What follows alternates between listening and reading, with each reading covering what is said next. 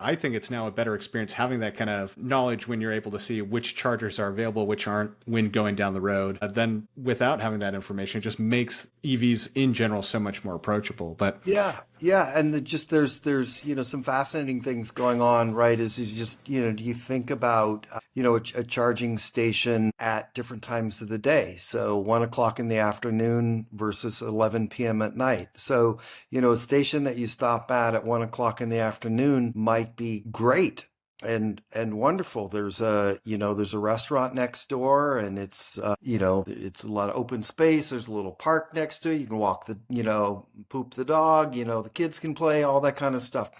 11 o'clock at night, there might not be any lighting. The restaurant might be closed, yeah, so there's no restrooms.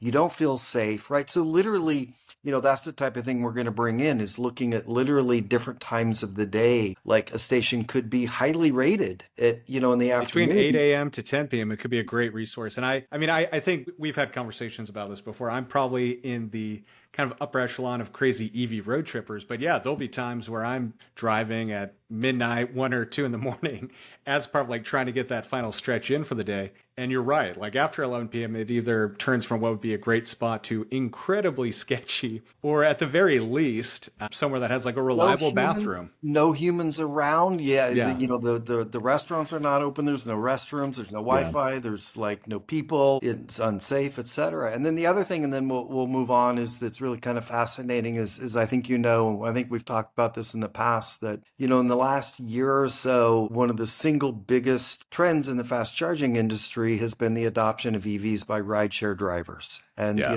Uber and Lyft are really pushing it. They're incentivizing their drivers. There's a lot of programs, and EVgo, which one of the great things about EVgo being publicly traded is every quarter they share a lot of like really great metrics about their business. And one of the things that was in their investor deck was that 25% of their throughput in Q4, right? Yeah, Q4 was from rideshare drivers. Think about that. Wow.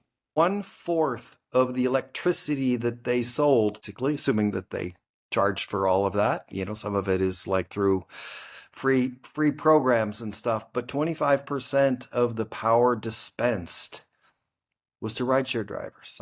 That's crazy, right? And my prediction is in 18 months to 2 years, I mean, that could be 35% heading towards Oh, 40% easily. or whatever, and obviously it's a lot higher in like urban markets, like, downtown Chicago, Easily. And once again, this also comes you know, into what we're talking about time of day.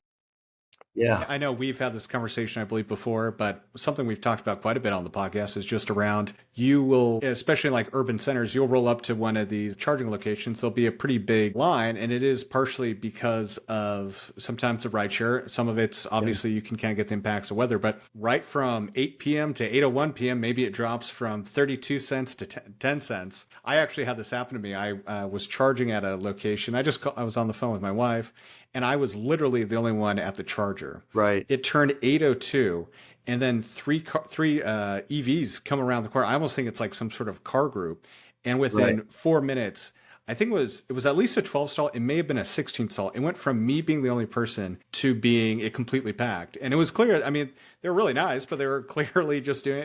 They mostly Right, were Phil. rideshare drivers, Yeah, and kind of the need for having what you see in traditional fueling, where you have commercial fueling locations, and maybe making it so Uber and others have kind of the private things that those drivers go there, and then for public use, it's not always crammed yeah. with drivers going at these certain times to get the lower rates. Yeah, yeah, and then I guess one final thing on sort of the whole rideshare thing is the fascinating thing that I just sort of share with people when I talk about this, sort of anecdotally. I'm sure like you, when you take Uber and Lyft, and it's an electric, it's an EV, you ask them questions and stuff. And so I was asking them about where do they live, in an apartment, a condo, do they charge at home, where do they charge, how often, all that kind of stuff. And the typical answers I'm getting is that many of these drivers, the ones who are like sort of professionals. In other words, like, this is their primary source of income. They're not like teachers who do this, a couple of days a week at night or weekends. Some of them are charging 2 to 3 times a day, Oh, easily.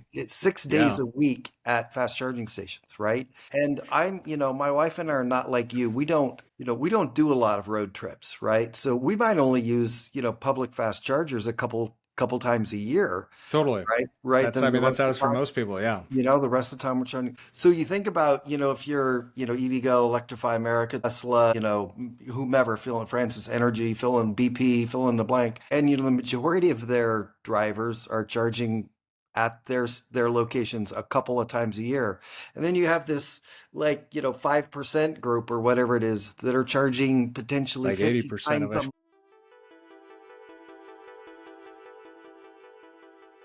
Maybe month. it's